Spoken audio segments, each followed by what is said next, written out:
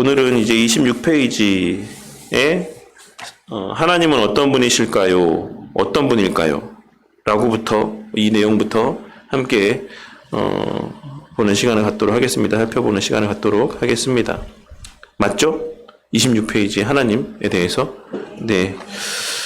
하나님에 대한 지식을 통해 우리 자신에 대한 지식을 얻을 수 있습니다. 이 말에 대한 의미는 우리가 지난 시간에 계속 여러 시간 동안 함께 살펴본 내용들 가운데 언급이 되어 있었던 내용이기 때문에 별다른 또 코멘트를 붙이진 않도록 하겠습니다. 하나님이 어떤 분이신지 알고 또 그분이 나의 아버지 되심을 깨닫는 것이 경건의 기초입니다. 라고 고백을 하고 있습니다. 이것이 되게 중요해요. 그러니까 하나님이 어떤 분이신지를 알고 해서 끝나는 것이 아닙니다. 그래서 칼빈이 그 10장에서부터 이제 13장에 이르기까지, 그러니까 1권의 10장에서 13장까지 삼위일체 하나님에 대해서 증거를 하고 있는데, 10장은 이제 서론격으로 기록이 되어 있고, 11, 12, 13장까지 이 세 장을 할애해서 이제 삼위일체 하나님과 그 뒤에 이어지는 내용들을 좀 부가적인 설명들을 다루고 있습니다. 그런데 10장에서 이 삼위일체 하나님, 그러니까 하나님에 대한 지식을 전함에 있어서의 서론격인 이 10장의 어떤 기록된 말씀에서 언급하기를 단순하게 하나님이 어떤 분이신가 라고 하는 것을 아는 것이 중요한 것이 아니라 그 하나님이 나에게 어떤 하나님이신가 라고 하는 것이 중요하다라는 사실을 그 서론에서 분명하게 언급을 하고 있습니다. 그래서 하나님에 대한 지식을 아는 사람은 사실 많죠. 오늘날 교회 다니는 사람들 가운데 하나님에 대한 지식을 그래도 어느 정도 한두 마디 할 수 없는 사람이 있겠습니까? 누구든지 어디서 주워 들은 것도 있고, 어깨너머로 들은 것도 있고, 직접적으로 배운 내용들도 있기 때문에 하나님이 어떤 분이시냐라고 해서 물을 때 거기에 대해서 한마디도 하지 못하고 그냥 꿀먹은 벙어리 같이 있는 사람은 별로 없을 거라고 생각합니다. 그러니까 오늘날과 같이 또한 이런 개혁주의 신앙 안에서 어떤 신학을 가르치는 것이 또 하나의 유행처럼 교회들마다 퍼져가고 있는 시대 속에서는 더더군다나 그렇게 하나님에 대해서 이런저런 이야기들을 늘어놓을 수 있는 사람들은 더 많이 있을 것이다라고 생각을 합니다.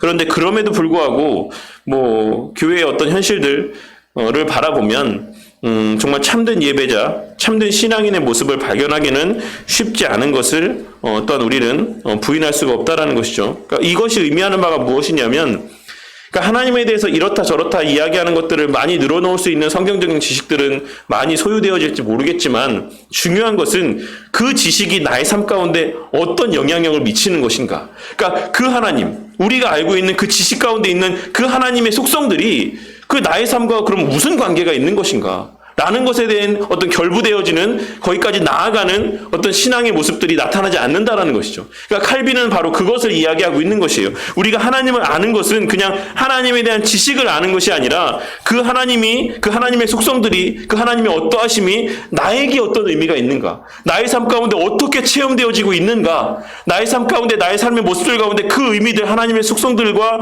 그 가치들이 나의 어떤 삶과 어떤 관계를 맺고 있는가 라고 하는 것을 우리가 발견할 수 있어야지만 된다라는 사실을 증거하고 있는 것입니다.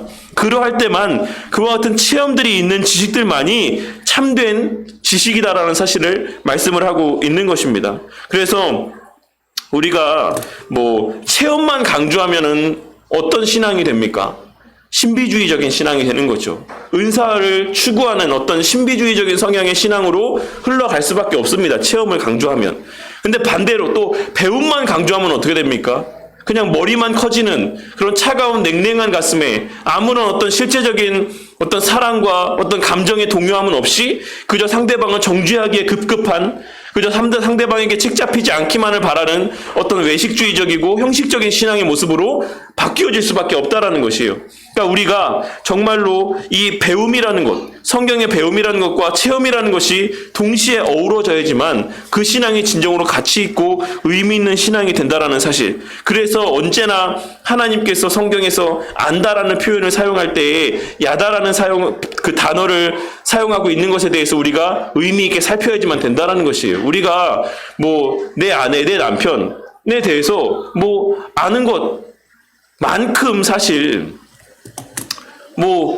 우리 남편과 또 내 아내와 더 많은 시간을 보내는 사람들이 있을 수도 있지 않습니까? 사실 저희 아내만 해도 물론 잠자는 시간을 빼면 실제로 깨어있는 맨정신에 있는 시간들을 함께 보내는 시간은 직장에서 일하는 사람들이 더 많은 시간을 갖죠. 그러니까는 우리 아내가 어떤 사람이다라고 하는 것에 대해서 직장에 있는 직장 동료들도 충분히 안단 말입니다. 어느 정도는 뭐 어떤 성격이고 뭘 좋아하고 뭘 싫어하고. 근데 그런 정도의 알을 이야기하고 있는 것이 아니라 정말 부부 사이에만 알 수 있는 어떤 그런 깊은 관계 가운데서만 알 수 있는, 나눌 수 있는, 공유되어지는 어떤 그런 알을 하나님께서 우리에게 말씀하고 있다는 것은 그런 체험 가운데서의 알을 이야기하고 있는 것이에요. 그러니까 우리가 하나님에 대해서도, 그러니까 뭐 직장의 동료가 저희 아내에 대해서 아는 것만큼 그런 것처럼 성경에서 기록되어 있는 말씀들을 배움을 통해서 하나님에 대해서 이런저런 이야기들을 할 수 있는 것들은 많이 있겠죠. 하나님은 이런 분이시다. 이런 말씀을 보니까 하나님은 이런 분이시다. 라고 이야기할 수 있는 거리들이 많지만 거기에 대한 실제적인 체험이 없는 그런 야다로서의 알미 없다라고 하면 그 지식들이 사실 의미 있는 지식이 아니다. 라는 것을 말씀하고 있는 겁니다. 증거하고 있는 것이에요. 그래서 이렇게 서론에 하나님에 대한 지식을 전하기에 앞서서 정말 중요한 것은 우리가 앞으로 배울 이 하나님에 대한 지식이 나의 삶과 어떤 관계가 있는가? 그 하나님의 속성이라는 것이 나에게 어떤 의미가 있는 것인가? 라고 하는 것을 이야기하고 있는 것입니다. 그래서 이 나는 기독교 강의다라고 하는 책 다른 버전의 편을 보면 이런 이야기들을 예로 들고 있는 것을 알 수가 있습니다. 그래서 여행을 다녀왔을 때 어떤 사람이 어떤 곳을 여행하고 와서 이제 그 사람에게 그 나라에 대해서 물어볼 때 어떻게 물어봅니까? 그 나라가 무슨 나라냐? 라고 이렇게 물어보지 않는다라는 것이죠. 그러니까 그 나라 뭐 GDP가, GNP가 어떻고, 뭐가 어떻고, 막 이런 것을 물어보는 게 아니라 뭐 어떻게 물어보죠? 그 나라 어땠어? 이렇게 물어보는 것처럼. 그러니까 그것은 그 사람이 그 짧은 시간들 가운데 그 나라에 대해서 모든 것을 다 알 수 없다라고 하는 전제가 하나 깔려 있는 것이고, 그래서 우리가 알 수 있는 것은 그 사람이 주관적으로 경험한 것만 알 수 있다라고 하는 전제들이 깔려 있는 것이에요. 그렇기 때문에 한 사람이 어떤 나라를 여행하고 돌아왔을 때 그 사람에 대해서 우리가 그 나라의 세세한 모든 부분을 묻는 게 아니라 그 사람의 느낌, 감정, 주관적인 체험 이런 것들을 묻게 된다는 것이죠. 그러니까 마찬가지로 하나님에 대한 지식이라는 것도 사실 우리가 하나님에 대한 지식에 대해서 다 알 수가 있겠습니까? 우리가 예전에 소요리 문답을 배울 때 제가 언급했던 명제 가운데 하나가 무엇이었냐면 유한이 무한을 받을 수 없다라고 하는 명제가 하나 있습니다. 무슨 말입니까? 유한한 존재인 우리가 무한하신 하나님에 대한 모든 지식과 속성을 다 이해하고 받아들일 수 없다라는 것이에요. 그러니까 우리가 하나님이 어떤 분이시냐 라고 이야기했을 때 우리가 이야기할 수 있는 부분은 그 하나님께서 우리에게 알려주신 부분, 깨닫게 해주신 부분, 체험케 하신 부분, 그 부분들 밖에는 알 수가 없다라는 것이에요. 그래서 그와 같이 성경의 기록들은 하나님께서 성경의 기록자들에게 알려주시고 계시해주신 주관적인 기록들에 대한 기록인 것입니다. 그만큼 그래서 그들이 증거하는 하나님이라는 것은 하나님이 어떤 분이시냐, 무슨 존재냐 이런 것이 아니라 제가 말씀드린 것처럼 그 세세한 모든 속성에 대한 것이 아니라 어떤 하나님이냐, 우리에게 있어서, 당신의 사랑하는 자녀에게 있어서, 당신의 피조물에게 있어서 이와 같은 국한되어 있는 지식들만이 우리 가운데 증거되어지고 계시되어졌다라는 것이에요. 그래서 우리는 그 주관성이라는 거 하는 것, 우리에게 있어서의 그 주관성, 그 체험성, 이런 것이 얼마나 중요한 의미를 갖고 있는지에 대해서 명심해야지만 된다라는 것입니다. 그래서 이 이야기하고 있는 부분이 그런 것을 이야기하고 있는 것이에요. 하나님이 어떤 분이신지 알고 그분이 나의 아버지 되심을 깨닫는 것, 이렇게 표현을 하고 있는 것입니다. 그래서 그 하나님이 나와 밀접한 관계가 있고 나를 또한 사랑하시고 나의 아버지가 되신다 라고 하는 사실이 그 하나님에 대한 지식과 결부되어질 때, 그리고 그것이 또한 우리에게 체험적으로 경험되어질 때 그것이 어우러져서 하나님에 대한 참된 지식이 되고, 그래서 우리가 모든 행위 하나하나를 할 때, 어떤 말 한마디 한마디를 할 때, 어떤 생각 하나하나를 하게 될 때 그 아버지로서의 하나님을 염두에 두고 또 그 아버지로서의 무소부재하심과 절대 주권을 염두에 두고 말 한마디 행동 하나하나를 할 수 있게 된다는 것이요. 그게 그 하나님의 어떠하심이 나에게 미치는 영향인 것입니다. 그래서 우리가 말을 한마디로 한마디 함부로 하지 않고 또 나의 아버지 되시는 하나님의 거룩하심과 영광을 알기 때문에 그의 자녀된 자들로서 어떤 함부로 된 죄된 행동들을 하기를 꺼려하고 그것을 했을 때 마음에 찔려하고 또 그것을 지켜보심이라고 하는 무소부재하심을 인지하기 때문에 우리가 늘 조심하는 말과 행동들을 하게 되고, 그러니까 이런 것처럼 그 지식이 나에게 실제적으로 체험되어지고 나의 삶과 어떤 밀접한 관련을 맺게 될 때 그 지식이 참된 지식이다라고 하는 것을 이야기를 하고 있는 것입니다. 그리고 그러한 맥락에서 그 지식이 참된 경건의 기초다라고 하는 것을 이야기하고 있는 것이에요. 그래서 아버지 되심을 깨닫기 위해서는 하나님의 말씀인 성경을 배워야지만 됩니다 라고 이야기하고 있습니다. 근데 제가 좀 전에 말씀드렸던 것처럼 그 배움이라는 것은 단순한 어떤 지식적인 알을 이야기하는 것만이 아니라 체험적인 배움을 의미하는 것이다라는 사실을 꼭 우리가 명심해야지만 될 것입니다. 그래서 성경에 나타난 하나님을 알게 될 때, 성경에 나타난 하나님을 안다라는 것은 뭡니까? 그 성경을 기록한 그 기록자가 체험한 하나님을 아는 것이에요. 그 사람이 체험한 하나님의 그 모습을 우리도 체험하게 되는 것을 성경에 나타난 하나님을 알게 되는 것이다라고 할 수가 있는 것입니다. 다윗이 체험했던, 다윗이 경험했던, 다윗이 그 입술로 고백했던 그 하나님을 우리도 체험하고 경험하고 목도하고 우리도 동일하게 고백하게 되는 것. 이것을 성경에 나타난 하나님을 알게 되는 것이다라고 할 수가 있는 것이에요. 그것이 그러할 때 비로소 그분이 어떤 아버지이신지를 우리가 깨닫게 된다라는 것이죠. 아, 이게 다윗이 이야기했던 그 하나님이구나. 다윗이 느꼈던 그 하나님에 대한 감정이 바로 이 감정이구나. 내가 그 감정을 느끼는 것을 보니 나의 신앙이 정말 참된 것이구나 라고 하는 것을 확증받고 그와 같은 어떤 견고함 가운데 하나님의 자녀된 삶을 살아갈 수가 있다라는 것이죠. 그와 같은 배움이 필요하다라는 것입니다. 그와 같은 배움이 쌓여가면서 우리의 신앙이 더욱더 일치되어져 가는 것. 제가 늘 말씀드렸죠. 우리가 새 예루살렘에 대한 계시록의 기록을 보면 동일한 넓이와 크기의 돌들이 쌓여져서 하나의 큰 새 예루살렘 성을 이룬다라고 상징적인 비유적인 표현이 기록되어 있는 것을 알 수가 있습니다. 이 고와 넓이와 이 모든 크기가 같은 돌들이 차곡차곡 쌓여져 가는 것이에요. 이게 무엇을 의미하는 계시록의 예언이라고 말씀을 드렸습니까? 그리스도인이 가지는 신앙이라는 것이, 그 하나님에 대한 지식이라는 것이 동일하다라는 것이에요. 다 동일한 하나님에 대한 지식, 그런 공유되어지는 보편적인 어떤 객관화되어 있는 어떤 지식이 아니라 내가 혼자, 그러니까 객관화가 맞죠. 네, 주관적인 어떤 그런 신앙이 아니라 내 혼자만 체험하는 어떤 들쭉날쭉한 어떤 그런 모양의 돌들이 쌓여가지고 하나의 어떤 예루살렘 성을 이루는 게 아니라 모든 면이 똑같은 모양을 갖추고 있는 그러한 돌들이 쌓여서 하나의 큰 주의 몸된 교회를 이루는 것처럼 그 지식이라는 것이 객관화되어 있는 모든 사람이 동일한 아브라함이, 모세가, 사도 바울이, 요한이, 그 이후에 디모데가 체험한 그 모든 하나님에 대한 지식들이 우리가 지금 알고 있는 지식과 동일하게 똑같은 그리스도인이 되어서 그 그리스도인이 한 연합이 되어서 하나의 큰 새 예루살렘, 그리스도의 몸을 이루게 되는 것을 의미하고 있는 것이에요. 그래서 우리가 성경에서 말하고 있는 그 바울의 주관적 하나님에 대한 체험, 그것에 대한 기록, 그리고 다윗의 하나님에 대한 그 주관적인 체험의 기록, 그런 것이 창세기부터 계시록에 이르기까지 일관된 것을 발견할 수 있다라고 말씀을 드렸죠. 그게 성경의 자증성이라고 말씀을 드렸습니다.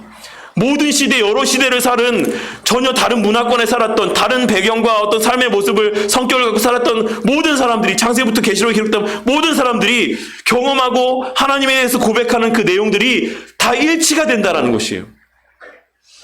그래서 우리가 그들이 경험한 하나님을 우리도 말씀을 통해서 경험하게 되고, 그렇게 경험할 때 내가 믿는 하나님이 그들이 믿는 하나님이었고 그 하나님이 참된 하나님이라고 하는 확신을 갖게 된다는 것이죠. 그러니까 그걸 배우는 겁니다. 성경에 기록된 하나님을 배운다라는 건 그 하나님을 배운다라는 것이에요. 다윗이 보고 경험했던 하나님, 그리고 바울이, 그리고 더 이전에 시대를 살았던 아브라함이, 노아가, 에녹이 경험했던 그 하나님을 우리도 성경의 기록들을 통해서 발견하고 배우게 된다는 것이죠. 그렇게 우리도 또한 그 새 예루살렘을 이루는 하나의 돌로서 다듬어져 가는 것이에요. 그렇게 한 몸을 이루게 되는 그런 것을 이야기하고 있는 것입니다. 그래서 그런 것을 우리 가운데 말하고 있는 것이다. 그런 맥락에서 우리가 하나님이 어떤 분이신지를 알아야지만 되는 것이다 라고 하는 것을 서론격으로 이야기하고 있습니다. 그래서 이제 우상숭배에 대해서 보도록 할게요. 성경은 하나님은 영이라고 말씀을 합니다. 영은 보이지 않는 불가시적인 존재입니다. 존재한다는 사실을 알 뿐 그 이상을 알 수는 없습니다. 인간들은 백문이 불여일견이라고 하는 이야기들을 하면서 눈으로 보아야지만 분명히 지각할 수 있다라고 생각을 합니다. 왜냐하면 인간이라는 존재 자체가 되게 제한된 존재라는 어떤 특성들을 지니고 있기 때문에 그렇습니다. 그러니까 사실 우리는 인간이라고 하는 존재가 정말 모든 어떤 존재들 가운데 가장 뛰어난 존재라고 하는 어떤 그와 같은 인식, 어떤 자부심들, 이런 것이 있기 때문에 늘 어떤 그런 자부심들로 인하여서 우리가 이야기하고 우리가 생각하고 우리가 판단하는 것이 가장 옳다라고 이야기를 하지만 항상 성경은 너희들은 그렇지 않다. 너희들은 유한하고 똑같은 피조물의 하나일 뿐이다라고 하는 사실을 증거하고 있다라는 사실에 대해서 좀 바르게 자각할 필요가 있을 것이다라고 생각합니다. 근데 문득 제가 이제 물론 요 얘기 때문에 말씀드리는 건 아니지만 오늘 갑자기 제가 막 아침에 씻으면서 그런 생각이 들었어요.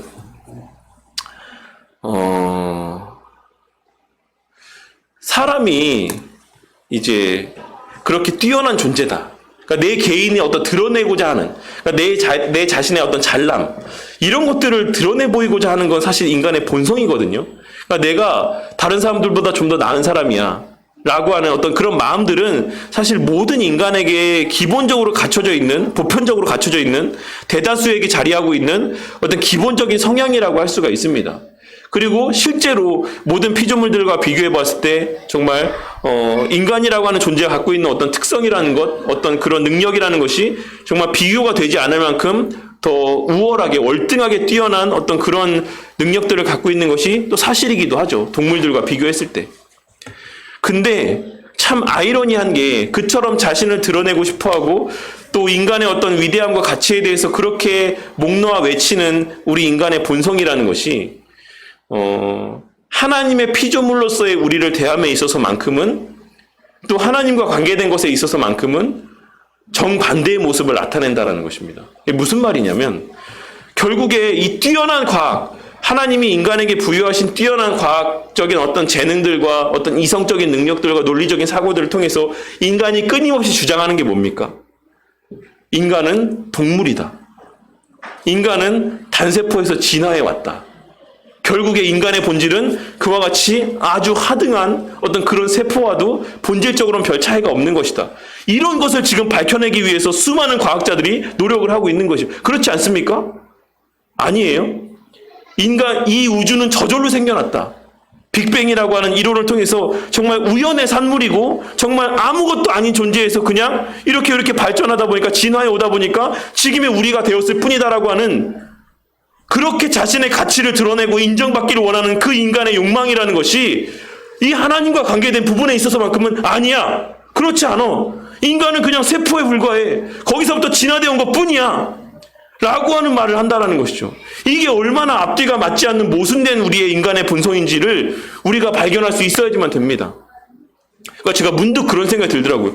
야, 사람이 저마다 그냥 인간이 가장 최고의 가치고 존엄이고 막 이런 것들, 물론 북한에서의 최고의 존엄은 다른 사람이지만 그렇게 이야기를 하면서 결국 하나님이 부여하신 그 뛰어난 가치와 능력, 스스로에 대한 자부심을 갖게 하는 그 모든 능력을 통해서 결국 밝혀내려고 하는 것은 인간은 그런 세포에 불과하다. 세포의 집단의 어떤 모임에 불과하다. 이 우주라는 것은 그냥 우연히 생겨난 산물에 불과하다. 이런 것을 밝혀내기 위해 그 하나님이 부여하신 지혜들을 사용한다는 게 참 모순된 일이다라는 생각을 제가 아침에 문득 하게 됐어요. 어쨌든 인간이라는 존재가 정말 그렇게 백문이 불여일견이다라고 하면서 그냥 이것이 진리인 것처럼 우리가 이야기한 것이, 우리가 생각해낸 것이, 우리가 이야기한 것들이 정말로 최고의 가치인 것처럼 그렇게 이야기한다라는 것이죠. 하지만 하나님은 너를 위하여 새긴 우상을 만들지 말고 또 위로 하늘에 있는 것이나 아래로 땅에 있는 것이나 땅 아래 물속에 있는 것에 어떤 형상도 만들지 말며라고 분명하게 말씀하셨어요. 하나님은 영이시기 때문에 그분은 눈에 보이는 어떤 형상으로도 표현될 수 없을 뿐더러 그렇게 해서도 안 되는 것이죠. 이것 또한 앞서도 말씀드린 것처럼 유한이 무한을 받을 수 없다라는 하나의 큰 명제 아래 포함되어 있는 내용이라고 할 수가 있어요. 이 세상에 존재하는 그 어떤 피조물이라고 할지라도 그것이 우리가 보기에 아무리 대단해 보이고 놀라워 보이는 대상물이라고 할지라도 어쨌든 그 모든 것은 유한한 피조물이다라는 것이죠. 그 유한한 피조물이 무한한 하나님의 영광과 속성을 다 담고 나타낼 수가 없다라는 것이에요. 그러니까 어디에 빗대더라도 어느 대상에 빗대더라도 하나님의 영광은 반드시 그로 말미암아 훼손되고 잘려 나갈 수밖에 없다라는 것입니다. 왜냐하면 그 피조 세계가 하나님을 담을 수가 없기 때문에 아무리 이 피조 세계 가운데 하나님의 영광이 발현되어서 그 영광의 산물로서 이 피조 세계가 만들어졌다라고 할지라도 그것보다 하나님이 더 크시다라는 것이죠. 그렇기 때문에 우리가 그 어떤 형상으로도 빗대서 하나님을 생각하게 되면 그 자체가 하나님의 영광을 훼손하고 또 그로 말미암아서 죄를 짓게 된다는 사실이에요. 그래서 우리가 제가 여러 번 말씀드렸지만 우상 숭배에 대해서 말씀드릴 때 이 성경책 물론 귀하게 여겨야죠. 하나님 말씀에 담겨있는. 그렇지만 이 성경책이 마치 하나님인 것처럼 대해서는 안 된다는 것입니다. 그러니까 이것을 가장 흔하게 범하는 그런 집단이 어디예요? 또 하나 십자가. 우리가 십자가라는 것, 십자가 목걸이를 하고 다니는 것 자체를 저는 죄라고 생각하진 않습니다. 그런데 우리가 인간이 악한 본성이 있기 때문에 알게 모르게 십자가 목걸이를 차고 다니는 순간부터 왠지 그걸 차면 마음이 놓이고 안 차면 불안하고 이런 마음을 갖게 되면 그때부터 그 십자가는 우상이 되는 것이에요. 그러니까 이 어떤 경계선을 우리가 잘 분별할 수 있어야지만 됩니다. 왜 우리가 이 강단에다가 십자가를 매달지 않는다라고 말씀을 드렸습니까? 알게 모르게 우리의 예배가 그 십자가를 향한 예배가 될 수 있기 때문에 강단에 십자가를 부착하지 않는다라고 말씀을 드렸어요. 그러니까 이런 것처럼 우리가 어떤 그 대상, 상징이 될 수 있죠. 우리가 그것을 바라보면서 하나님의 은혜에 대해서 생각하게 되고 하나님의 존재하심에 대해서 생각하게 되는 정도로서의 그런 어떤 형상물들은 사실 의미가 있다라고 할 수가 있습니다. 그 자체가 죄악이라고 이야기할 수는 없어요. 하지만 그 경계선이 아주 애매모호하다라는 것, 그리고 우리의 속성이라는 것이 언제든지 그런 가시적인 것에 마음을 빼앗길 수 있다는 것만큼은 유의를 해야지만 된다는 것입니다. 그래서 로만 카톨릭 같은 경우는 뭘 이야기합니까? 제가 늘 우스갯소리로 이런 말씀 드릴 때마다 꼭 말씀드리는 게 뭐예요? 엑소시즘 할 때, 귀신 쫓아낼 때, 카톨릭에는 그런 아예 전담으로 하는 그런 단체 부서들이 있다라고 하죠. 엑소시즘을 하는 부서들이 있다라고 하면 실제로 우리하고 되게 어떤 공상과학 영화를 대하듯이 막 그렇게 생각하지만 실제로 로만 카톨릭에서는 지금도 그런 엑소시즘을 행하는 부서에서 어떤 사례를 받아서 거기에 대해서 교황청에서 허락을 해주면 가서 실제적으로 엑소시즘을 행하긴 합니다. 귀신을 쫓아내는 행위들을 하는데 그 과정들이 어떠냐는 거예요. 그 과정이. 우리가 영화에서 아는 것처럼 그렇게 합니다. 이 물에다가 막 기도를 해가지고 그때부터 이게 성수가 돼서 막 그걸 뿌리면 막 이렇게 막 어떤 괴기스러운 반응을 나타내고 십자가를 들이대면서 예수님의 이름으로 물러가라 하고 뭐 성경책을 막 들이밀고 그러니까 그런 것이 전형적인 지금 이 말씀에서의 하나님의 능력을 어떤 피조물 가운데 제한하는 그런 우상숭배의 죄를 범하는 것이 되는 것이에요. 이런 어떤 형상물 가운데 십자가의 형상을 댄다라고 해서 귀신이 발버둥치고 그런다라는 건 사실 말이 되지 않죠. 성경에 어디에 그런 게 나옵니까? 예수님께서 귀신을 쫓아내실 때 어디 그런 특별한 행위들을 하십니까? 그냥 말하셨을 뿐이에요. 그냥 나와라. 그냥 그 몸에서 나와라. 그냥 그렇게 얘기하셨을 때 그냥 그 귀신이 거기에 대한 이런 반구의 어떤 반응도 하지 못하고 그냥 쫓겨나와서 그 말씀대로 움직였을 뿐이다라는 사실을 우리가 잘 알고 있는 겁니다. 그러니까 하나님의 능력이라는 것이 어떤 피조물, 어떤 피조 세계 가운데 제한될 수 없다라는 사실을 늘 명심해야지만 되는 것입니다.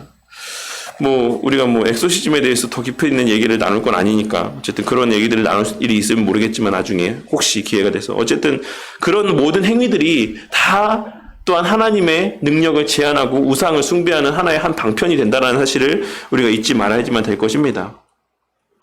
그럼에도 사람들은 온갖 핑계를 대면서 자신들을 위해서 우상을 만든다는 것이죠. 결국에 이게 핵심입니다. 우상을 만드는 핵심, 그 목적은 하나예요. 나를 위해서. 내 신앙을 위해서. 정말로 하나님께서 계실까? 그 마음 가운데 확신과 위로를 받기 위해서. 그 불안함, 이런 것들을 해소하기 위해서 형상이라는 것을 만들어서 내가 이것을 지니고 있음으로써 그 사실로 말미암아 위로를 받고 그 마음 가운데 확신을 갖고자 하는 그런 마음이 든 것입니다. 왜 송아지, 금송아지를 만들어냈습니까? 도대체 그들이 그 금송아지를 만들 때 했던 고백이 뭡니까? 살았는지 죽었는지 모르겠다, 모세가. 하나님께서 이 말은 그 모세와 함께 했던 하나님이 지금 우리와 함께 하시는지 안 하는지 모르겠다라는 말입니다. 그러니까 우리가 좀 뭘 만들자. 이제 모세도 없으니까. 모세라고 하는 어떤 대상을 통해서 우리가 하나님이 함께 하시면 알 수 있었는데 이제 모세도 올라갔는데 감감무소식이다. 정말 하나님께서 우리와 함께 하시는 거 맞냐? 그러니까 우리가 하나 좀 만들어내서 하나님이 함께 하시면 좀 우리가 보자. 느끼자. 누리자. 이런 마음에서 금송아지를 만들어낸 거예요. 그들이 딴 걸 만들지 않았죠. 그때 뭐라고 말씀드렸습니까? 그들은 그것을 만들어내고 하나님이라고 이야기했어요. 근데 왜 그 형상을 만들어냈겠습니까? 그것이 그들이 애굽에 있을 때 가장 익숙한 신이라고 하는 형상에 가장 익숙한 모습이었기 때문에 그 금송아지를 만들어낸 것입니다. 그러니까 이처럼 사람이 만들어내는 우상을 만들어내는 동기는 자신의 만족을 위함인 것이고 또한 그 모습, 그 결과는 결국 내가 보고 내가 들은 내 유한한 사고 안에서 만들어낼 수밖에 없다라는 것이에요. 그것이 그 자체가 또한 하나님의 영광과 형상을 훼손하는 것이 된다는 것이죠. 우리의 생각이라는 것이 우리 딴에는 생각하는데 뭐 제한이 어디 있어 라고 이야기하지 않습니까? 생각하는 건 자유지 생각에 한계가 어디 있어 이런 이야기를 하지만 우리 인간의 딴에서 생각할 때는 생각에 제한이 없죠. 온갖 상상들을 다 할 수 있죠. 근데 그 온갖 상상이라고 하는 것이 우리가 보고 경험한 테두리 안에서라는 제한이 있다라는 것입니다. 하나님이라고 하는 완전한 무한하신 하나님께서 보셨을 때에는 그 인간의 제한이 없어 보이는 그 상상이라는 것도 또한 하나의 제한이 되어 있다라는 사실을 우리가 잊어서는 안 돼요. 그래서 우리가 아무리 그 어떤 상상력으로 하나님의 어떤 모습에 대해서 형상화한다라고 할지라도 그것은 제한된 하나님의 형상과 이미지다라는 사실을 깨달아야지만 되는 것입니다. 그래서 이것을 성경에서는 탐심이라고 이야기하는 것이에요. 욕심입니다. 내가 하나님을 그렇게 고안해내고 만들어내서 내가 소유하고 내가 마음껏 내 마음대로 그 하나님을 누리고 만끽하고자 하는 욕심인 것입니다. 그래서 우리가 형상을 만들어내게 되어 있다는 것이에요. 이탈리아 피렌체에 가면 르네상스 시대의 작품들을 많이 볼 수 있는데 모두 상상해서 만든 것들입니다. 근데 사실 그런 것들을 보면 너무나도 아름답고 너무나도 뭔가 보기만 해도 거룩해지는 것 같고 막 그래요. 그렇지만 그런 인간의 눈에 그렇게 거룩해 보이고 아름다워 보이고 정말 영광스러워 보이는 것이다라고 할지라도 하나님께서 보실 때에는 정말 수치스럽고 모욕적이다라는 사실을 우리가 명심해야지만 될 것입니다. 중세 시대에는 왜 그림들을 통해 하나님을 표현했다고 생각하십니까? 그것은 당시에 교육을 받지 못한 사람들이나 어린이들에게 그림을 통해서 하나님에 대한 지식을 바르게 가르치기 위해서라고 할 수가 있습니다. 그러니까 처음에 이런 일들을 벌인 그 원동력, 처음에 어떤 시발점이라는 것은 사실 어떤 선한 의도에서 이와 같은 어떤 그림을 그리고 알아듣기 쉽게 보기 쉽게 이렇게 아이들을 교육하기 위해서 이렇게 만들었다라는 것이에요. 그렇지만 그것이 결국에는 인간적인 생각에 불과하다라는 것이죠. 결국 거기에 대해서 우리 인간은 가치를 부여하게 될 수밖에 없는 것이고 그러니까 로만 가톨릭에서 얼마나 그런 것들에 가치를 많이 부여합니까? 그 로만 가톨릭 거기에 지하에 이렇게 뭐 보관 창고에 보면 정말 별의별 게 다 있대요. 정말 잡동사니 쓰레기들, 누구의 이빨, 성자의 이빨, 뭐에 어디에 머리카락, 이런 것들부터 시작해가지고 정말 아무런 의미도 없는 것들까지도 가치를 부여해서 그것들을 다 그 창고에 보관하고 그것을 성물이다라고 이야기합니다. 만지면서 기도하고 위에서 기도하고 그 앞에서 기도하고 이런 모습들을 나타내 보인다는 것이죠. 사실 근데 그렇다라고 하면 우리가 하나님께서 왜 노아의 방주를 남겨놓으시지 않았을까라고 하는 것에 대한 답도 우리가 발견할 수 있을 거라고 생각해요. 왜 하나님께서 노아의 방주를 남겨놓지 않으셨을까? 노아의 방주는 또 너무 오래된 얘기니까 그렇다 쳐도 그렇다라고 하면 왜 언약궤를 남겨두지 않으셨을까? 정말 이스라엘 백성들이 목숨과도 같이 여기는 언약궤였단 말이죠. 근데 성경을 유심히 보시면 어느 순간 언약궤가 사라져요. 어느 순간. 그리고 그 이후까지, 물론 제가 있었던 에티오피아에는 언약궤가 있다라고 주장하는 사람들이 있지만 저는 사실 그걸 신뢰하지 않고, 어쨌든 언약궤가 어디에 있는지 아무도 모르게 하셨다라는 말이죠. 그리고 또 예수님의 달리셨던 십자가, 이런 것도 사실 알 수 없습니다. 어디로 갔는지. 그러니까 물론 오늘 아까 설교 때도 아리마대 사람 요셉에 대해서 말씀드렸는데, 전승에 의하면, 그러니까 외경이나 로마 카톨릭의 주장에 의하면 이 아리마대 사람 요셉이 이렇게 이거를 예수님의 시신을 모셔서 장사를 지내면서 그 예수님의 피를 그 성배에다가 이렇게 담고 그거를 이제 뭐 영국으로 지나가서 전도를 하고, 거기 해서 옛날에 다들 한 번쯤 들어보셨을 만한 아도왕 있지 않습니까? 아도왕의 성배로 이렇게 또 전하여지고, 그렇게 막 그거를 이야기를 쭉 연결해서 하고 있는 전승들이 있어요. 근데 사실 그 모든 것들 가운데 그 어느 것 하나도 성경 가운데서 언급하고 있는 부분들이 없습니다. 하나님께서 의도적으로 그 모든 것들을 남겨놓지 않게 하셨다라는 것이 왜 그랬겠습니까? 결국 그것이 하나님을 대신한, 하나님을 상징하는 그와 같은 대상물들이 되어서 그것들에게 하나님께 대한 경배를 올려드리게 되고, 그 신앙이 그와 같은 가시적인 상징물들로 인하여서 변질되어질 것을 하나님께서 다 아시고 또한 염려하셨기 때문에 그 모든 것들을 발견치 못하게 감추어 놓으신 것이다라는 사실입니다. 심지어 그런 것들도 하나님께서 다 그렇게 해놓으셨는데, 우리가 어떤 형상물들, 이런 것들을 고안해내서 만들고 그것을 통해서 마음의 위안을 받는다라는 것이 얼마나 잘못된 것인지에 대해서 늘 명심을 해야지만 될 것이다라고 생각을 합니다. 그래서 우리가 하나님은 영이시다. 하나님은 영이시다.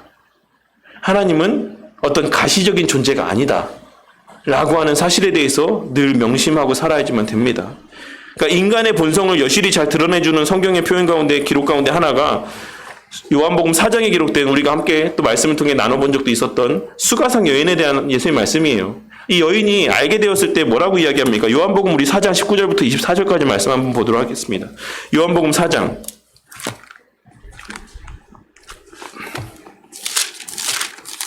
요한복음 4장 19절에서 24절까지 말씀.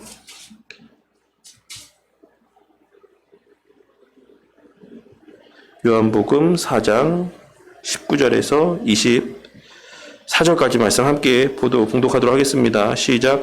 여자가 이르되 주여 내가 보니 선지자로소이다. 우리 조상들은 이 산에서 예배하였는데 당신들의 말은 예배할 곳이 예루살렘에 있다 하더이다. 예수께서 이르시되 여자여 내 말을 믿으라. 이 산에서도 말고 예루살렘에서도 말고 너희가 아버지께 예배할 때가 이르리라. 너희는 알지 못하는 것을 예배하고 우리는 아는 것을 예배하노니 이는 구원이 유대인에게서 남이라. 아버지께 참되게 예배하는 자들은 영과 진리로 예배할 때가 오나니 곧 이때라. 아버지께서 자기에게 이렇게 예배하는 자들을 찾으시느니라. 하나님은 영이시니 예배하는 자가 영과 진리로 예배할지니라. 너무나도 익숙하고 잘 알려져 있는 말씀인 것이죠. 이 영과 진리가 뭐라고 말씀드렸습니까? 성령과 성경입니다. 성령 하나님의 감동하심과 성경 말씀에 기록된 그 진리대로 예배드리는 것을 하나님께서 받으신다라고 말씀하고 있는 것이에요. 그러니까 이것은 결국에 앞서도 말씀드렸던 것처럼 하나님에 대한 배움을 통해서 갖게 된 지식이 나에게 체험되어짐으로 내 안에 하나님에 대한 아버지로서의 어떤 생겨난 마음들, 다윗이 갖고 있었던 하나님에 대한 마음, 아브라함이 갖고 있었던 하나님에 대한 마음, 12제자들이, 또 바울이, 그 이후에 디모데나 디도가 하나님에 대해서 갖고 있었던 그 마음, 이 진리의 말씀을 배움을 통해서 또 그것을 또한 체험함을 통해서 갖게 된 그 마음을 이야기하고 있는 것입니다. 그것이 바로 영과 진리라고 대변되어지는 말씀의 의미인 것이에요. 그런 어떤 하나님 중심의 마음을 가지고 예배하는 것을 하나님께서 원하신다라고 말씀하고 있는 것입니다. 그러니까 우리의 예배라는 것에 있어서 중요한 것, 우리가 진정 가치 있게 여기게 되는 것은 이런 어떤 외적인 형식이 아닌 그 형식이 어떤 마음으로 갖추어진 형식인가? 그 형식 가운데 어떠한 우리의 마음이 표출되어지는 것인가? 그 형식 가운데 담겨지는 그 마음이 더 중요한 것이다라는 것입니다. 물론 여기서 형식이라는 것이 아무런 가치가 없고 중요하지 않다라는 것을 말씀드리는 것은 아닙니다. 우리가 늘 하나님 말씀의 근거에서 초대교회 때부터 또 그 이후에 우리 신앙의 선배들로부터 이렇게 규격화되어진 전통적인 예배 질서는 물론 가치가 있고 귀한 것입니다. 하나님의 섭리하심 가운데 오늘날 우리에게까지 전해져 있는 이 예배 형식들이. 하지만 중요한 것은 그 안에 그 예배라고 하는 하나님께서 보존하여 주신 그 예배라고 하는 틀 안에 우리의 어떤 마음이 담겨져서 하나님 앞에 고백되어지는 것인가라고 하는 것이 중요하다는 사실을 말씀하고 있는 것이에요. 하나님께서 눈에 보이지 아니하시듯이 하나님께서 받으시는 것도 눈에 보이는 것이 아니다라는 사실을 또 명심해야지만 될 것입니다. 그래서 그 어린 왕자라고 하는 책에 보면 유명한 말이 하나 있어요. 뭐 저도 얼마 전에 또 새롭게 또 봐서 또 이렇게 여기 가운데 인용을 하게 됐는데, 어린 왕자에 보시면 어린 왕자가 이런 말을 합니다. 정말 중요한 것은 눈에 보이지 않아 라고 하는 말을 해요. 물론 동화의 내용이긴 하지만 사실 그 말 자체는 정말 의미가 있는 말이라고 생각합니다. 정말 우리에게 가장 중요한 의미 있는 존재라고 할 수 있는 하나님은 눈에 보이지 아니하시고, 또 하나님께서 가장 귀하게 보시는 우리의 마음은 눈에 보이지 않습니다. 하지만 많은 사람들이 그 하나님도 가시적인 존재로 대체하려고 하고 우리의 마음도 가시적인 것으로 대체하여 표출하려고 하는 것입니다. 이 말의 의미를 아시겠어요? 우리의 눈에 보이지 아니하시는 영이신 하나님도 가시적인 어떤 대체물로 만들어내려고 하고, 우리의 눈에 보여지지 않는 우리의 마음이라는 것도 우리의 어떤 가시적인 모습으로 대체해서 나타내고 증거하려고 한다는 것이죠. 그래서 막 어떤 열심을 다한 신앙의 외적인 행위와 열심들을 통해서 이것이 마치 내 마음인 것처럼 그렇게 표출하려고 한다는 것이죠. 물론 마음이 외적으로 표출되어지는 것은 당연한 것입니다. 하지만 제가 말씀드린 것은 이것으로 다 표현하려고 하는 것을 의미하는 것이에요. 그렇지 않다라는 것이에요. 우리 마음이라는 것은 결국 이런 가시적인 것 가운데 다 담겨질 수 없다라는 것, 그리고 그것을 우리 하나님께서 잘 아시기 때문에 내가 보는 것은 그 마음을 본다라고 말씀하고 있으시다라는 사실을 꼭 깨달아야지만 될 것입니다. 삼위일체 하나님에 대해서 보도록 할게요. 어쨌든 우리가 우상 숭배에 대해서 꼭 기억해야지만 되는 것은 형상이라는 것, 가시적인 그 모든 것들을 통해서 우리가 보려고 하고 들으려고 하고 체험하려고 하거나 표출하려고 하는 모든 것들은 결국에는 나를 위한 것이다 라고 하는 사실에 대해서 우리가 명심해야지만 될 것입니다. 소유하고 만끽하거나 드러내기 위하고 자랑하기 위함이다 라는 사실을 꼭 기억해야지만 되고, 또 쉽게 말해서 내가 손쉽게 신앙의 삶을 살기 위한 것이다 라고 할 수가 있어요. 그러니까 뭐 그냥 하나 만들어내서 뜩 이렇게 내가 소유하고 있으면, 가지고 있으면 그것이 마치 내가 신앙생활을 잘하고 있는 것처럼 그렇게 쉽게 하나님을 체험하고 만끽할 수 있기 위한 어떤 그런 게으름의 또한 산물이라고도 할 수가 있는 것입니다. 삼위일체 하나님에 대해서는 사실 훨씬 더 많은 부분을 할애해서도 이야기할 수 있는 부분이긴 하지만, 어쨌든 성경에 나타난 하나님이란 존재는 삼위일체 하나님이다라고 하는 사실을 명심해야지만 되겠습니다. 삼위일체는 매우 어려운 말입니다 라고 기록을 하고 있어요. 참, 이 말로 사실 많은 것들의 의미들이 대변된다라고 생각을 합니다. 삼위일체라고 하는 이 용어는 불가해적인 용어인 것이고 영적인 표현이라고 할 수가 있습니다. 그러나 우리는 남자와 여자라는 관계를 통해서 이 부분적인 이 삼위일체라고 하는 하나님이 말씀하신 이 속성들을 이해할 수가 있어요. 무슨 말이라고 생각하십니까? 우리가 하나님께서 사람을 창조하셨다 라고 말씀하셨을 때 그 사람에는 뭐가 포함되죠? 남자와 여자가 포함이 돼요. 우리가 하나님이라는 표현할 때 하나님이라는 표현은 단수입니까? 복수입니까? 단수죠. 하나님은 단수예요.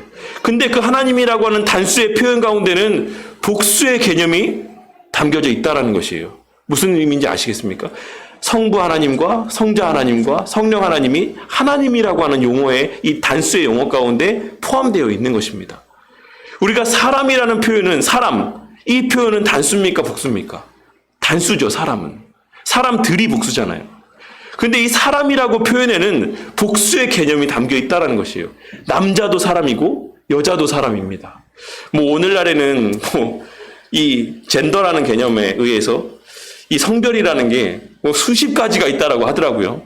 뭐 몇 시간 동안만 남자인 사람도 있고 몇 시간 동안만 여자인 사람도 있고 뭐 감정에 따라서 남자인 때가 있고 여자인 때가 있는 사람도 있고 뭐 이런 막 여러 가지 어떤 인간이 고안해낸 어떤 젠더들이 있지만 하나님께서 창조하실 때 하나님이 창조하신 인류는 딱 둘밖에 없습니다. 남자와 여자. 그러니까 이 두 속성을 통해서 우리가 삼위일체 하나님이 의미하는 바가 무엇인지를 알 수가 있다는 것이에요. 이 남자와 여자라는 존재가 그 귀함과 가치에 있어서 차이가 있습니까? 그 어떤 본질에 있어서의 차이가 있습니까? 없죠. 남자도 똑같이 그냥 밥 먹고 살고 숨쉬고 살다가 나이 되면 죽는 거고, 여자도 똑같이 그렇게 먹고 마시고 지내다가 일하고 살다가 나이 되면 하나님 부르시면 가는 거예요. 남자가 더 특별히 가치 있고 존귀하지 않고 여자가 특별히 그보다 더 못하지 않다라는 것입니다. 그러니까 성경에서 여러 가지 오해들로 인하여서 마치 기독교가 남녀 차별을 조장하는 것처럼 이야기하지만 성경은 그 어느 하나님 말씀 어떤 세상에서의 주장보다 여성의 권리에 대해서 존중하고 똑같은 동등한 존재라고 하는 사실을 밝히고 있다는 사실을 우리가 잊지 말아야지만 됩니다. 예수님께서 나타내 보이신 행하심을 통해서도 우리는 그것을 여실히 확인할 수가 있어요. 그러니까 남자와 여자가 똑같이 귀하다, 똑같이 사람이다, 똑같이 모든 본질들을 동일하게 지니고 있다 라고 하는 사실에 있어서는 우리가 부인할 수가 없는 것이죠. 근데 남자와 여자에게 부여되어 있는 역할들은 다릅니다. 여자에게는 하나님께서 임신을 할 수 있는, 아이를 잉태할 수 있는 그와 같은 여건들을 허락해 주셨고, 남자에게는 그와 같은 임신을 할 수 있게끔 하는 어떤 그러한 어떤 본성들을 허락해 주셨다라는 것이죠. 그렇게 하나가 되어서 한 생명을 잉태할 수 있는, 하나가 일체가 되어서 한 생명을 잉태할 수 있는 그러한 하나님의 원리들을, 속성들을 우리에게 제공해 주셨다라는 것이죠. 아이가 탄생하는 것은 누구의 결과입니까? 산물입니까? 아내의 산물입니까? 남편의 산물입니까? 남편과 아내의 산물이죠. 맞습니까? 남편은 혼자서 애 낳은 거 아니고 아내 혼자 애 낳은 거 아니잖아요. 물론 이제 뭐 잘못된 생각을 갖고 있는 분들도 있지만 우리가 본질적으로는 남편이 있고 아내가 있기 때문에 아이가 탄생할 수가 있는 것이죠. 그래서 아이는 아버지와 어머니의 공동의 산물이라고 할 수가 있는 겁니다. 그러니까 이런 맥락에서 그 역할들은 물론 차이가 있지만 10달 동안 뱃속에 갖고 있는 건 엄마의 일이고 처음에 이제 잉태할 수 있는 것은 아버지의 덕이라고 할 수 있지만 어쨌든 간에 그 모든 것은 합쳐서 일체된 사역이지 않습니까? 그래서 우리가 성경에서 창조의 사역이 누구의 사역입니까? 라고 이야기할 때 그걸 누구의 사역이라고 합니까? 삼위일체 하나님의 사역이라고 이야기를 해요. 구속이 누구의 사역이라고 이야기를 합니까? 삼위일체 하나님의 사역이잖아요. 그 적용이 누구의 사역입니까? 삼위일체 하나님의 사역이에요. 물론 표면적으로 출산할 때 감당하는 건 엄마가 감당을 하죠. 근데 그 아이가 낳는 전체적인 사역은 누구의 사역입니까? 아버지와 어머니의 사역이에요. 아버지가 없이 어머니가 잉태하고 출산할 수 없다는 것이죠. 엄마가 없이 아버지가 아이를 낳을 수가 없어요. 이런 것처럼 이 삼위일체 하나님이라고 하는 교리가 사실 어마어마하게 우리가 이해할 수 없는 신비의 교리이긴 하지만 하나님께서는 그러한 인간들에게 그 삼위일체라고 하는 하나님의 속성들을 이해시켜 주시기 위해서 남자와 여자를 창조하셨어요. 그리고 그 둘을 인간이라고 부르셨습니다. 사람이라고. 또 하나, 하와는 무엇으로부터 발현되었습니까? 무엇으로부터 나왔습니까? 아담의 뼈로부터 나왔죠. 아담으로부터 말미암았다라는 것이에요. 하나님께서 하와를 그냥 하나 또 만들어낼 수 없었을까요? 그냥 흙을 또 빚어가고 코에다 생기를 불어넣어서 하와라고 하는 존재를 또 만드실 수 없었을까요? 왜 하나님께서 의도적으로 일부러 아담을 잠들게 한 다음에 갈비뼈를 빼내갖고 그 아담으로부터 하와가 비롯되게 만들었겠습니까? 성부 하나님과 성자 예수님의 관계인 것입니다. 성자 예수님은 창세전부터 성부 하나님과 함께하는 존재였지만 성부 하나님으로부터 말미암은 존재예요. 그렇지만 아담과 하와의 가치가 똑같았다고요? 차이가 있었다고요? 똑같았다라고 말씀을 드렸죠. 하와가 아담으로부터 비롯되었지만 아담으로부터 말미암았지만 그 인간으로서의 사람으로서의 존귀함과 가치와 그 모든 역량과 그 본질은 똑같았던 것처럼 성부 하나님으로부터 말미암아서 성자 예수님이 비롯되었지만 성부 하나님과 성자 예수님은 똑같은 하나님인 겁니다. 아시겠어요? 이 차이를? 사실 이 삼위일체 하나님이라는 것을 다른 것으로 인간이 고안해낸 것들로 설명하려면 이단으로 빠질 수밖에 없어요. 삼위일체 하나님은 하나님께서 우리에게 주신 지혜 안에서만 해석하고 적용하고 이해해야지만 되는 것입니다. 그렇게 하나님께서는 남자와 여자를 한 사람으로 창조하심으로써 삼위일체 하나님의 속성에 대해서 우리 가운데 깨닫게 해주고 있으신 것입니다. 이 남자와 여자의 비유를 통해서 우리 성도님들의 마음 가운데 좀 삼위일체 하나님이라고 하는 개념에 대해서 어느 정도 큰 틀은 좀 잡혔으면 좋겠습니다. 이해가 되셨으면 좋겠어요. 그래서 그 나머지의 내용들은 우리가 다음 시간에 이어서 살펴보도록 하겠습니다. 그와 같은 큰 대전제를 갖고 이 삼위일체 하나님에 대해서 또한 이야기하고 있는 부분들, 이런 것들에 대해서 좀 생각해 보도록 하겠습니다. 네. 시간이 또 한 50분, 1시간 다 되어 가서 이렇게 좀 마치도록 할게요. 어떻게 좀 요 내용들, 요 남자와 여자라는 관계 안에서의 삼위일체 하나님의 속성에 대한 이해가 좀 쉽게 이해가 되십니까, 이제? 아담의 갈비뼈를 통해서 하와를 창조하신 어떤 그런 이유들에 대해서 좀 생각이 되십니까? 이렇게 우리가 삼위일체 하나님을 어느 정도 그렇다라고 해서 이게 다 이해하는 건 아니죠. 하지만 우리가 부분적으로지만 우리가 그렇게 삼위일체 하나님이 어떤 의미이고 어떤 개념인지를 이단의 어떤 잘못된 가르침에 넘어가지 않고 큰 어떤 건전한 틀 안에서 성경적인 어떤 그 원리 안에서 이해할 수가 있다라는 사실입니다. 그래서 이후에 또 삼위일체 하나님에 대해서 설명하는 내용들을 또 덧붙여서 또 나누도록 하겠습니다. 우리 질문 있으십니까? 오늘 배운 내용들 중에서? 없으세요? 문수정도님은 혹시 질문 있으십니까? 없으십니까? 알겠습니다. 그러면 제가 기도하고 마치도록 하겠습니다. 네, 누군가가 신학 강좌가 너무 길다 라고 하는 말을 하신 분이 있어서 이렇게 딱 하도록 하겠습니다. 기도하겠습니다. 하나님 감사합니다. 오늘도 또 이렇게 하나님의 귀한 말씀을 우리 가운데 들려주시고 또 자칫 어렵고 딱딱하기만 한 성경적인 또 교리적인 이야기들을 또 하나님께서 우리에게 은혜를 베풀어 주셔서 조금이라도 쉽고 또 바르게 깨닫고 이해할 수 있도록 은혜를 베풀어 주심에 감사를 드립니다. 하나님의 그 모든 지혜는 사실 하나님의 기록된 말씀과 또 우리 가운데 담겨져 있다라고 생각을 합니다. 우리가 인간을 바르게 알므로 또 하나님을 바르게 알고 무엇보다 하나님을 바르게 알므로 또 인간의 본질에 대해서 바르게 깨달을 수 있다라고 하는 우리가 앞선 시간에 배웠던 그 말씀의 내용들을 떠올리면서 이 삼위일체 하나님에 대하여서도 또 우리가 하나님께서 창조하신 이 남자와 여자라고 하는 이 하나님께서 부여하신 그 가치들을 통해서 삼위일체 하나님에 대한 그 의미들을 바르게 깨닫는 은혜가 있게 하여 주시고 그리하여 우리가 좀 더 하나님을 바르게 이해하고 또 오늘날과 같이 그 진리가 참으로 퇴색하여져가는 이 혼란한 시대 속에서도 우리의 신앙이 흔들리지 아니하고 주의 말씀 가운데 견고히 뿌리를 내리고 하나님의 자녀로서의 굳건한 신앙의 삶을 살아가는 또 하나의 원동력이 되게 하여 주시옵소서. 주님, 우리의 마음 가운데 바른 진리를 사모하는 마음들이 늘 가득하여 지기를 바랍니다. 배운다라고 하는 것이 참으로 많은 시간이 소요되기도 하고 많은 노력들을 기울여야 되는 것이기도 하지만 그와 같은 수고의 땀방울 가운데 반드시 하나님께서 맛보게 하실 달콤한 그런 지식의 깨달음의 열매들이 있다라는 사실을 기대하고 소망하며 또 이 교리적인 지식들을 또 배우고 그와 같은 시간들 가운데 귀를 기울이는 자들이 되게 하여 주셔서 우리의 하나님을 알아가는 지경이 넓어짐에 따라 하나님을 깨닫고 누리는 그 영적인 지경 또한 확장되어져 가게 하여 주시고 그리하여 이전에는 정말 별것 아닌 것처럼 여겨졌던 사소한 일들이 그렇게 우리의 영적인 지경이 확장되어져 감에 따라 감사함의 제목이 되고 기쁨의 제목이 되어갈 수 있도록 은혜 베풀어 주시옵소서. 새롭게 또 한 주의 삶을 허락하여 주심에 감사를 드립니다.